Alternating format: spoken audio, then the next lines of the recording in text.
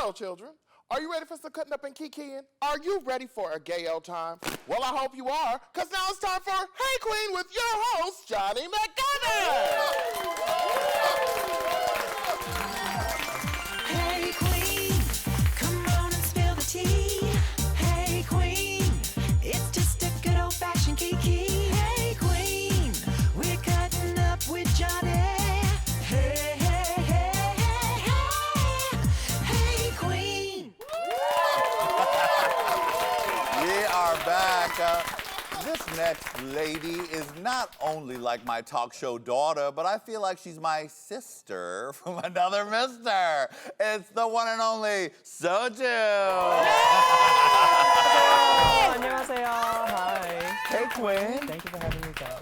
Sweetie, welcome back, and welcome back this look. I mean, I had to give it to you. I was gonna wear the same hair actually. I forgot that I would wear the orange hair. But you know, today I'm giving you a little bit like I'm coming for Lady Red's gig. Ooh. You know, I wore my red hair. This is my new outfit. Mm-hmm. That's for Hey Qween. So yeah, I had to do it to you. Honey, you are giving it to me. Lady Red, is she killing it or what? She is giving me life.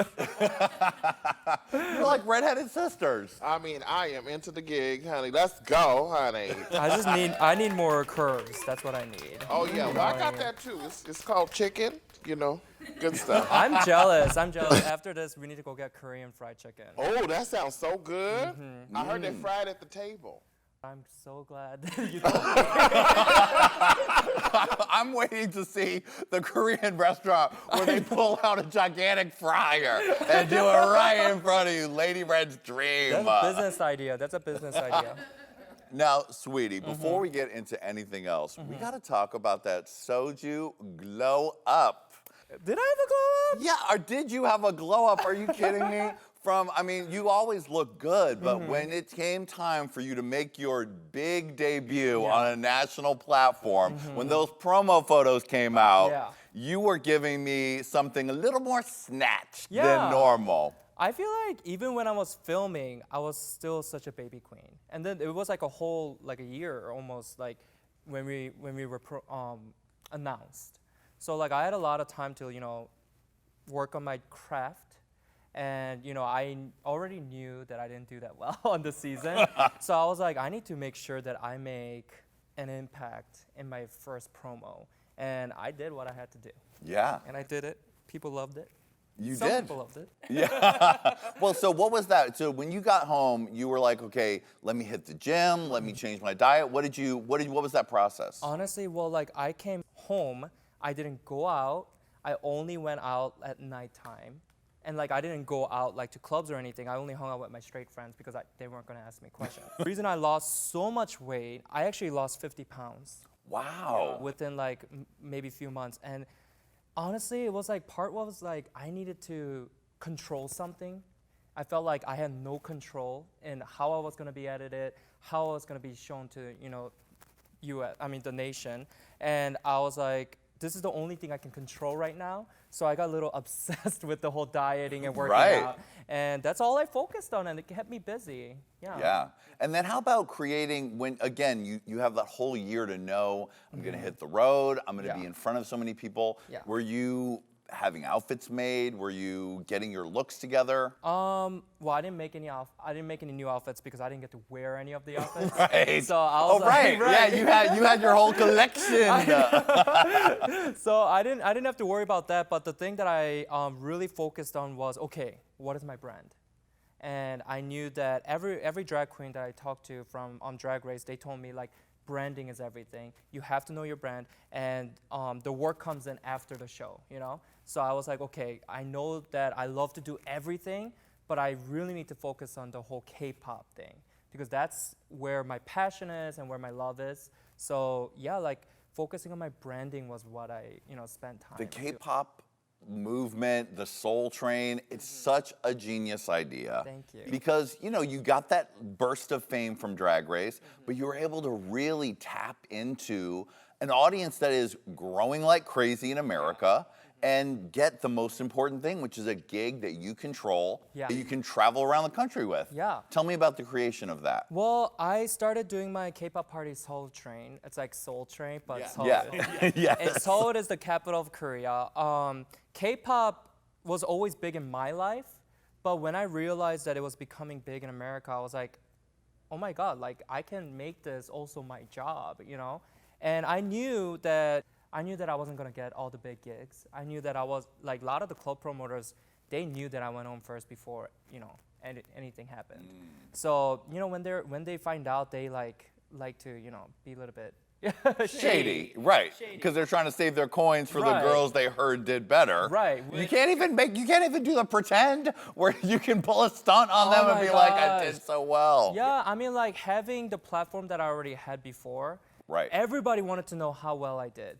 Everybody was talking. Everybody already knew. So it wasn't like I was trying to hide anything, but I knew that like K-pop was gonna be my thing.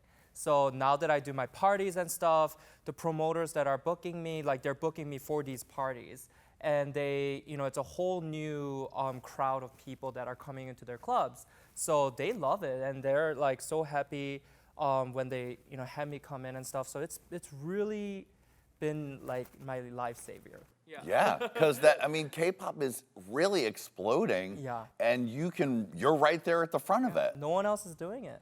And now you have had a chance this year to really get deep with some of your K-pop idols. Tiffany Young and you doing your WOW show. Yes. I want to be a K-pop star. Yeah. Tell me about that, and tell me how like majorly freaked out you were to get to be right there with her. Yeah, so Tiffany Young is from Girls' Generation. And Girls' Generation at their peak was basically like the Beatles in Korea. So like I grew up listening to, you know, Tiffany Young. And to be able to work with her, and now, you know, we text. She gave me her sunglasses, and you know, she took me out to dinner and stuff. Like, it's insane where I am right now, and I'm so happy to be, you know, doing what I do. Yeah, I'm really happy.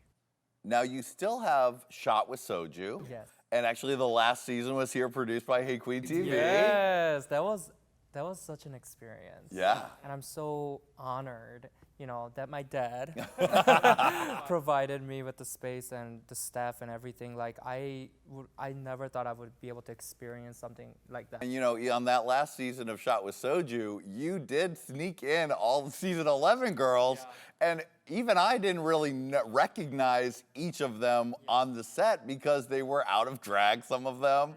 And later on, I was watching the footage and I was like, what, Evie Oddly was on? And she was in the studio and we didn't even get to chat to her. Yeah. Evie was a bartender. Ariel was in like 2 of the episodes. Yeah. So it was a lot of fun. That's really great. Well, you guys can check that out. Yeah. Coming to many more places soon.